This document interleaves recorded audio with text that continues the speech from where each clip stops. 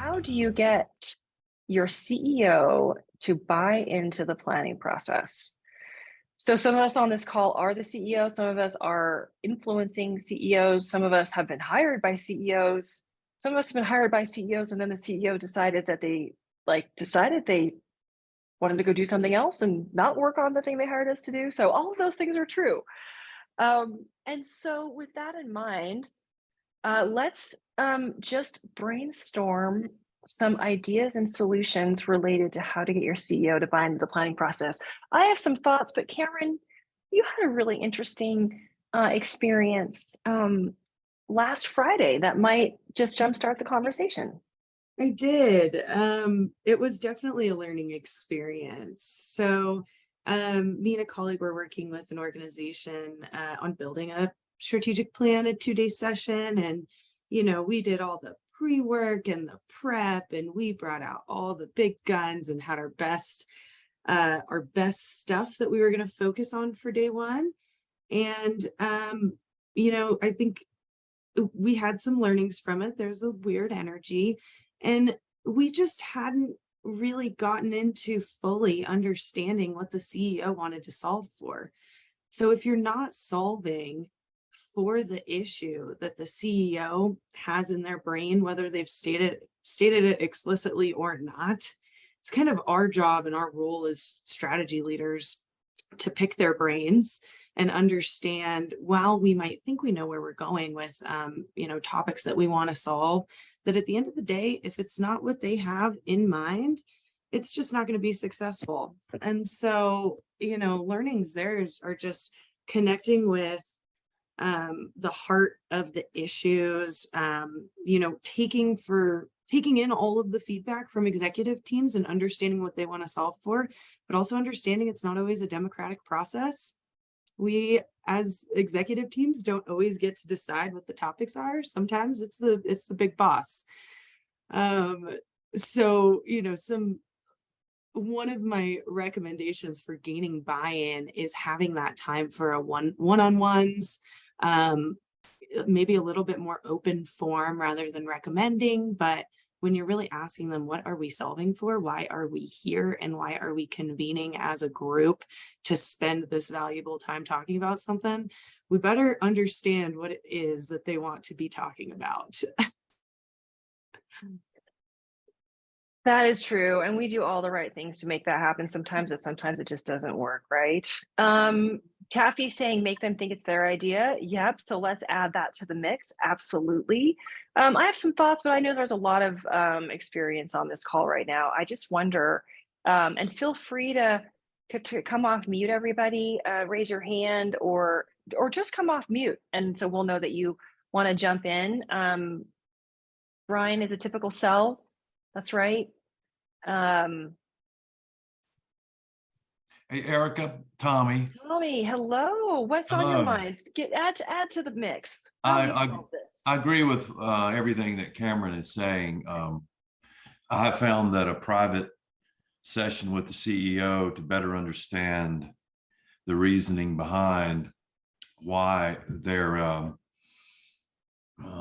wanting to hopefully embrace strategic planning, understand the reasons from his or her perspective.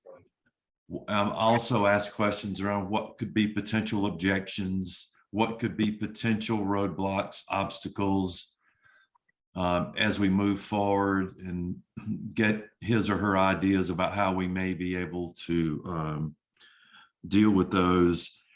But I agree with Cameron. If the CEO is not on board, or recently when the CEO that I met with, once he embraced the vision of the organization, then he got it. He realized once he understood and embraced the vision, he became excited and ready to drive the process. That doesn't always happen exactly that way, but it did happen that way recently. Very cool. Okay. Thank you, Tommy. That's awesome. And again, I know there's a lot of other thoughts out there too. So I'll just add a couple of items. And then if you come off mute, I'll know that you want to add to it. One of the things, and I wonder how hard of a driver, anybody else might be on the call related to this, but sometimes I have taken the stance that if the CEO is not in a championship position, we just won't do the work. And that's a bit of a tough stance. And I know, thanks, Brian. I see the thumbs up on that. I know not all of us have the positional authority to do that. So I respect that that's sometimes easier said than done. So that's also a little bit extreme. I also feel though this work is the responsibility of the leader that we are supporting. And I think from time to time, some of us might feel like we might be upstaging the CEO if he or she isn't owning that position. And that can be a little not a good place to be.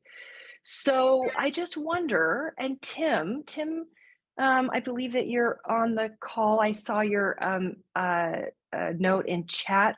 You also were challenged with some specific items related to CEO or executive team buy-in. I'm wondering if you wanted to come off mute and share just a little and see if we could workshop some solutions.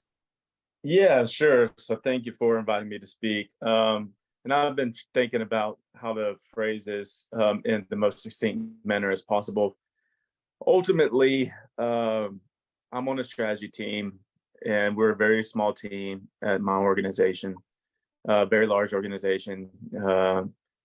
And with that said, I put strategy in quotations because we don't have a dedicated organization to manage the strategy, and our main output of the year is like a 200-page document that goes to the board of directors that provides some strategic thought, market analysis, company positioning for all the different product portfolios, but there is no strategic plan in the organization that we manage.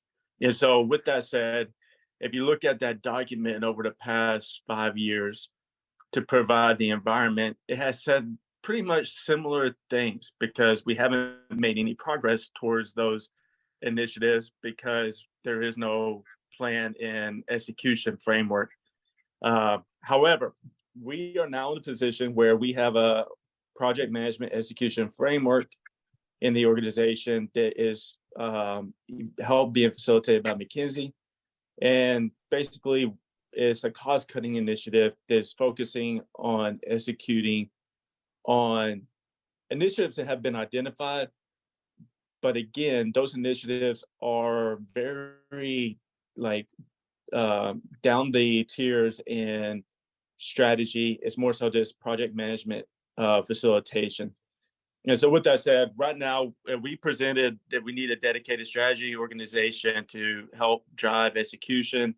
And that last document is stalled because of this cost-cutting initiative or project management.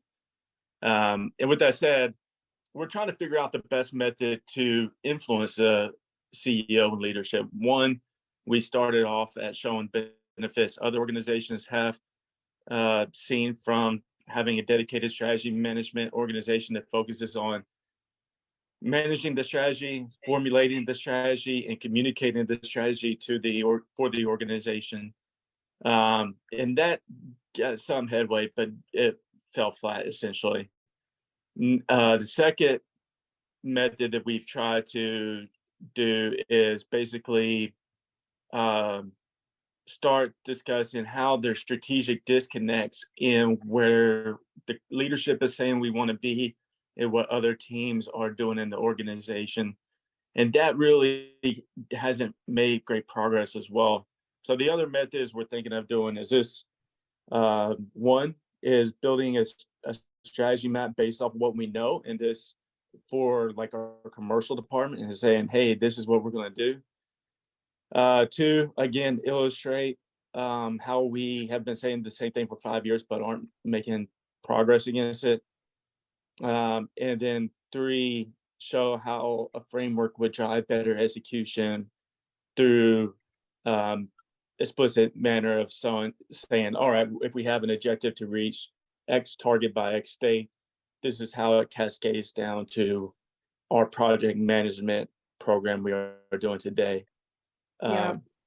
So I'll Okay. stop there, but that's Okay. where we are now. So I'm just trying to get the best method to influence the CEO. Yeah, no, Tim, that's fantastic. And I know sometimes it's super helpful to get the full picture on this too. And I think I would certainly ask for anybody else to come off mute if you have some specific things to help Tim workshop and solve what he might be going through. And I think that's a pretty common situation a lot of us have, which is essentially building the business case to stand up a team. And particularly to stand up a team that is a strategy team when a lot of times this work's been happening without that. That happens a lot, right? Might be similar to standing up a PMO team. I do think, and as seeing if anybody else has anything else to add on this, but I do think that a couple of things are true. When our work isn't actually driving performance for the organization, we as leaders of organizational strategy are challenged with why this process is worthwhile. So I think that that's a valid point that needs to be addressed. And one way to address that is making sure that the process is driving future conversations and not just a status conversation. So I think that's one thing. The other thing that I think is really super important, two other things I think are super important is, we're all really good at creating proof points. So sometimes creating the pilot, one strategic initiative, and showing the momentum about how that particular initiative is performing better than those that are not resourced always tends to help as well. And the third thing I was just going to mention, and there's a million books on this, and I don't pretend to know all of them, but we're pretty smart as organizational leaders. The importance of matching this process with your CEO's thinking style. And so whether that individual's thinking style, whatever that might be, and however you think about unpacking thinking styles, if this process matches the CEO's thinking style, I think you're going to be in a better place. So Tim, that doesn't answer your question about standing up an office, but I do think that one of the ways to do it is to do a pilot of a certain initiative. Because at the end of the day, our job is to accelerate results. And if we throw resources at accelerating results and we're not accelerating the results, we're in trouble. So the business case falls flat. So prove it to me. I know we have some other questions to get to, but this was definitely something that people had a lot of energy around. Are there any other thoughts that are out there related to CEO buy-in? There's a bunch of ideas in chat right now too. Thank you, Taffy and Brian. Are there any other ideas for Tim? Go for it, Taffy. I see you're off mute. Yeah, I'm not the CEO of anything or anything like that. I have been at the table as a chief executive before, but quality and strategy are hand in hand.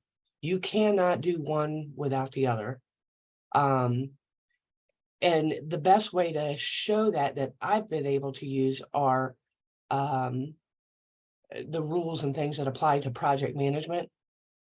But again, you can't have one without the other. If you look at the steps within project management, it's almost anything. Everything has a overbelly and an underbelly, and both of those are covered by quality. In order to spread those out and have a department not just sit there as a siloed place that it cannot function on its own, it has to be pulled in through strategy, because you have to have a strategy to pull all these together. Mm-hmm. So yep. by using one process and by using one set of pillars and one set of goals and one set of objectives, all the departments, if they are working in the same flow, which should be your the way your business works, sure, yeah, all of those things will apply. yeah. And everyone will follow the same steps throughout. I think that's right, Taffy, and thanks for sharing that. I think, nicely noted, and also the idea that all of this is like the right thing to do. And then sometimes we have to prove that it's the right thing to Oh, do, you have to prove it every right? day, Yeah. every And day. every day, right? So one way is to make those proof points in your organization with results. And then also Brian's asking, and this is actually a good question, is there any data out there that suggests that organizations that show long-term results that are improved, have improved long-term results based on companies engaging in this process? Bain used to do and I haven't seen it since 2019, they used to do a management tools survey that did exactly that, which is worth noting, everybody. So if you feel like multitasking right now, the Bain, it was like Bain management tools survey. It was like, who's using what right now, and what effect are they, what effect are these tools delivering for you? Everything from, you name it, right? All the management tools.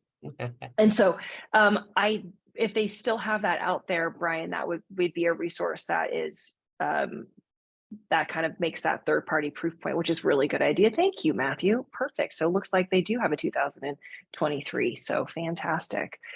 So there you go, Tim. That's another thing for you to pull in, not from McKinsey though. So sorry, they might not like that, but at least it's from another one of the big guys out there, so to speak, the big consulting firms that are out there. So, okay. Erica, Tommy, just one Yes. more Go thought, ahead. if I may, very briefly. This idea might sound a little bit outlandish, but I have found now that it works, or has worked for me, is that asking the CEO and the team participating in the process, and this speaks to what you said, Erica, regarding speaking the CEO's communication style, asking the team if they'd be willing to participate in some type of personality profile, which would give insight to me and the team as to how the individual best communicates. And I have found that has been really useful, and not only how I communicate to the CEO and the team, but how they communicate to each other. Awesome. That's totally right. Yeah. Love that.